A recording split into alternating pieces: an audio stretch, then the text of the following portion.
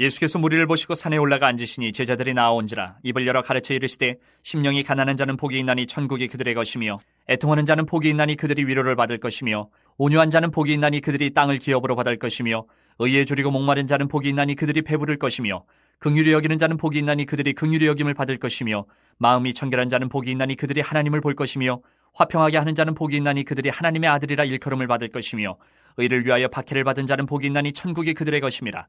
나로 말미암아 너희를 욕하고 박해하고 거짓으로 너희를 거슬러 모든 악한 말을 할 때에는 너희에게 복이 있나니 기뻐하고 즐거워하라. 하늘에서 너희의 상이 큼이라. 너희 전에 있던 선지자들도 이같이 박해하였느니라. 예수님의 공생애가 시작되면서 우리가 4장에서 보았던 것처럼 많은 무리들이, 이제 4장 마지막에 많은 무리들이 예수님을 쫓았다, 그렇게 되어 있습니다. 많은 무리들이 예수님을 쫓게 되고, 또 그리고 갈릴리에서 특별히 제자들을 이렇게 선출하셔서 이제 끌고 가셨습니다. 그리고 제자들이 주님 앞에 나왔다 그래요. 5장 1절에 보니까 제자들이 주님 앞에 나왔을 때 그들을 향해서 우리 주님이 드디어 말씀을 전하시는데, 워낙 유명한 구절들을 이제 우리가 보게 되죠. 마태복음 5장부터 이제 산상수훈이 시작되는데, 산상수훈 중에서도 5장 1절부터 12절 말씀, 팔복에 대한 말씀은 우리가 이미 많이 들어왔던 말씀입니다. 많이 들어왔지만 제가 이 말씀을 다시 이렇게 쭉 바라보면서, 특히 우리도 주님의 제자 아니겠습니까? 거룩한 주님의 길을 따라가는 우리들에게 이 주신 말씀이 잘 안 들어와요. 너무 많이 들었던 말씀이고, 심지어는 외우기도 하고, 성경 퀴즈 보면은 퀴즈에서도 외우는, 얼마 전에 우리 그 권익규 장로님 오늘 못 오셨는데, 오늘 장로님 오셨으면 외우라고 한번 해봤을 텐데, 이 팔복을 외우고 계시더라고요. 뭐 어쩌고 하면서 외우셨어요. 이집트 10가지 재앙을 외우셨구나. 팔복도 외우고 그렇습니다. 그런데 이게 왜 내게 안 들어오냐면, 주님을 정말 극도로 따라가고 싶어하는 제자인데 그 삶을 향해서 하나님이 우리에게 허락하시는 것이 좀 이렇게 평탄한 길이면 좋겠는데 평탄치가 않은 거예요. 아예 오늘 대놓고 주님이 1절부터 12절까지 대놓고 얘기하세요. 하나도 안 평탄해. 하나도. 그리고 그 삶을 향해서 뭐라고 얘기하시냐면 복되다라고 얘기를 합니다. 그러니까 이게 안 오는 겁니다. 워낙에 많이 들었지만. 오늘 3절 말씀부터 한번 보십시오. 심령이 가난한 자는 복이 있나니 천국이 저희 것이며, 그랬습니다. 예전에 이제 이거 하나하나를 다 이제 사람들은 도대체 심령이 가난한 게 뭐길래 복되냐, 애통하는 자는 누구길래 복되냐, 이래서 거기에 주석도 많이 달고 팔복 가지고도 책이 나올 정도로 설교도 많이 나오고 팔복 하나하나 가지고 강해를 또 합니다. 예전에 제가 이제 봤던 다큐멘터리, 여러분도 혹시 보셨을지 모르겠지만 팔복이라는 다큐멘터리가 있었어요.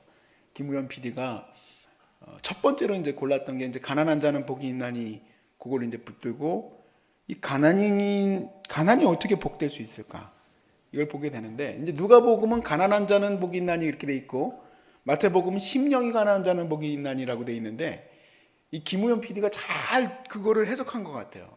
뭐냐면 심령이 가난한 자는 조금 더 급진적이에요. 왜냐하면 스스로가 그 가난을 택한 거예요. 거기서 그 다큐멘터리에서는 최충선 할아버지라는 분이 나오는데, 이분은 원래 부자였어요. 굉장히 큰 부자였는데 그 모든 재산을 다 팔고 자기는 아무것도 갖지 않는 거죠. 또 그거는 또 그때 당시에 일본에 있었던 뭐 여러 우치무라 간조라든지 이런 분들의 그런 영향을 받았던 그런 것들에 대해서는 쭉 나오던데, 그러니까 마음 자체가 굉장히 스스로가 하나님 앞에서 가난해지기로 찾아갔던 사람들, 누가는 전체적인 가난한 사람들, 그 사람들이 왜 복됩니까? 천국이 주어진다고 하는데 도대체 천국이 주어진다는 게 도대체 무슨 말입니까? 알 수가 없는 거예요. 왜 알지를 못할까? 물론 그 다큐멘터리도 그걸 찍어내려고, 그 사람이 정말 천국을 가졌다라는 것을 이야기하려고 이렇게 써놨는데, 내 마음에 와닿지 않는 거는 내가 주님의 진정한 제자가 되지 못했구나. 내가 진정으로 주님의 그 뭐라 그럴까 하나님의 인도하심에 대해서 제대로 잘 모르는 것 같다. 신학적으로 설명하고 예화도 붙이고 뭐 PD가 어쩌고 저쩌고 얘기는 할 수 있겠죠. 한 30분 떠들라고 하면 떠들 수 있겠어요. 근데 내 삶에서 그것이 진정으로 내 안에서 소화가 됐는가? 이게 진짜 복된 일인가? 잘 와닿지가 않아요. 그러면서 쭉 4절부터의 말씀을 보니까 정말 그래요. 보세요. 너무 역설적입니다. 애통한 자가 복이 있다. 온유한 자가 복이 있다. 나는 온유하고 약간 멀거든요, 거리가. 온유한 자는 복이 있다. 의에 줄이고 목이 마른 자는 복이 있다. 긍휼히 여긴 자는 복이 있다. 마음이 청결한 자는 복이 있다. 화평케 하는 자는 복이 있다. 의를 위하여서 박해받는 자가 복이 있다. 박해받는 자가 복이 됩니까?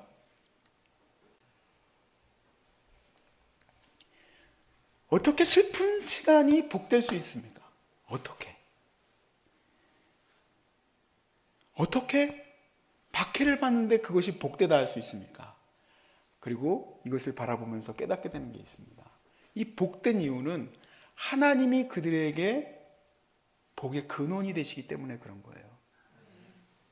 세상으로부터 슬픔을 당하고 세상으로부터 박해를 당하며 세상 가운데에서 그 모든 공격 가운데에도 온유함으로 나아가고 그런 사람들에게 누가 대신해서 뭔가 답을 줄 것인가? 대신해서 보답을 해줄 것인가? 그 보답을 하나님이 해주실 것이라는 겁니다. 하나님께서 여러분의 보답이 되시길 바랍니다. 그러면 복됩니다. 세상의 복은 그냥 그것 자체가 눈으로 보여지는 거지만 예수님께서는 그것을 얘기하고 싶으신 거예요. 하나님께서 너희들의 복의 근원이시다. 그뿐만 아니라 12절 마지막에서는 그 많은 고통은 선지자와 방불한다 그랬습니다. 박해를 받는 것, 선지자들도 그와 같이 박해를 받았다. 내가 주님의 길을 따라서 열심히 살아갑니다. 여기 다 정말 열심히 주님의 길을 따라가고 있는 거예요. 제가 오늘 갑자기 예배를 드리면서 그 생각을 했습니다. 얼마 전에 이제 우리 그 귀한 또 이복희 자매님이 완전히 불교 신자였는데 이렇게 은혜를 받고 가면서 제게 막 큰 뭐랄까 용기가 생겼어요. 아무나 그냥 불신자 들어와라 그러면 다 바꿔놔야 돼. 아니구나. 하나님이 섭리하시고 인도하시는 가운데 있는 거구나. 왜냐하면 오늘 이 말씀을 제가 드리는 거에 결론을 먼저 끌어서 얘기를 드리자면 내가 주님을 따라가서 살아가는 이 삶 속에서 역설적으로 팔복만 얘기하는 게 아닙니다. 내 삶에 들어온 이 암도 복되다 얘기할 수 있을까? 이게 진정한 급진적인 제자로서 내가 가난해져도 우리 사모님, 우리 어머님 늘 어렵고 힘겨운 삶 속에서 바라보면서 야 진짜 복되다. 사람들이 그렇게 간증을 들을 때 얘기를 하는데 글쎄요 돈 맞은 것만큼 이 병든 게 비교가 될까요? 그건 잘 모르겠습니다. 어떤 게 더 중하게 느껴지는지는. 근데 1번이 가난한 자는 복이 있나니 했을 때 주님의 말씀 가운데서 가난해질 수 있다. 오케이. 복되다고 얘기했어요. 이건 병에 대한 얘기는 없지만 내가 주님의 길을 따라가는 가운데 병이 들어왔습니다. 그래도 복되다 얘기할 수 있겠는가? 그러면서 제가 생각한 게 이복희 자매님이 특별하다 생각했어요. 왜냐하면 그리스도인도 불가능한 얘기구나.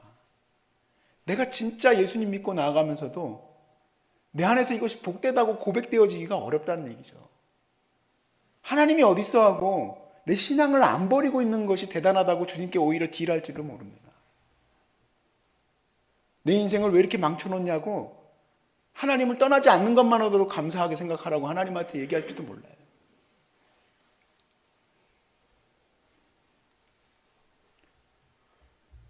김우현 PD의 두 번째 또 프로젝트를 제가 또 보게 됐는데 애통하는 자는 복이 있나니 혹시 보셨어요? 그거 보면서 제가 내내 울었습니다. 그 내용은 이제 드디어 이제 그 PD님이 슬픈 사람을 찾은 거예요. 하나님 때문에 슬픈 사람. 카자흐스탄 선교사님이세요. 근데 이 카자흐스탄에서 아내가 죽었습니다. 카자흐스탄에서 죽었어요. 그랬는데 그 선교사님이 또 카자흐스탄을 가요. 그 카자흐스탄에 도착해서 비행기에서 이제 도착해서 그 인터뷰를 하시는데 뭐라 그러냐면 여기서 제 아내가 죽었습니다 이렇게 얘기를 안 하고 하나님이 여기서 내 아내를 걷어갔습니다 그래요. 하나님이 여기서 걷어갔는데 내가 여기 다시 올 수 있을 거라고는 자기는 상상도 못했어요 하는데, 그 얘기가 하면서 막 되게 막 멋지고 아주 정말 역시 선교사님이네 그런 모습으로 얘기하는 게 아니라 눈물이 마르지 않을 정도로 막 콸콸콸콸 쏟아져 나가면서 내 아내를 걷어갔던 이 땅에 내가 다시 왔어요 그러더라고요. 제가 그 다음에 울었던 곳이 우리 양화진에 있는 선교사님들 그 무덤입니다. 거기 가보면 1살짜리 아들, 2살짜리 아들을 다 묻어놨어요. 먼저 죽었어요. 이 조선 땅에. 그리고도 거기에서 선교할 수 있었던 거. 저는 그게 되게 멋지다고 생각을 했었어. 예전에는. 근데 이런 내용을 내 마음에 품고 나중에 신학생이 되고 나서 거기 가서 찾아서 그것을 봤을 때는 절대 뭐 멋지게 내가 조선을 변화시키리라 안 했구나. 왜 병들까? 선지자인데, 선교사인데. 왜 어려움이 닥칠까? 우리가 감당할 수 없는 이 모든 어려움 앞에 있는 거예요. 그런데 그 삶 속에 하나님의 위로하심이 있다는 겁니다. 애통하는 자는 복이 있나니 하나님께서 그들을 위로할 것이며.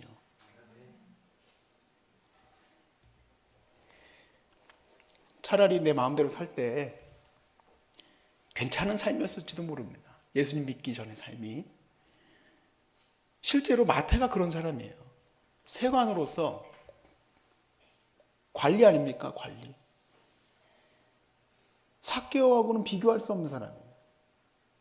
가버나움의 세관이었던 마태가 자서전적인 굉장히 자전적인 얘기, 스불론 땅과 납달리 땅 하면서 갈릴리 이방 땅에 비추어진 그 흑암 속에 비추어진 빛. 예수님은 빛이었다. 자기는 오히려 세관이었을 때는 어려움 없이 살았을지도 몰라요.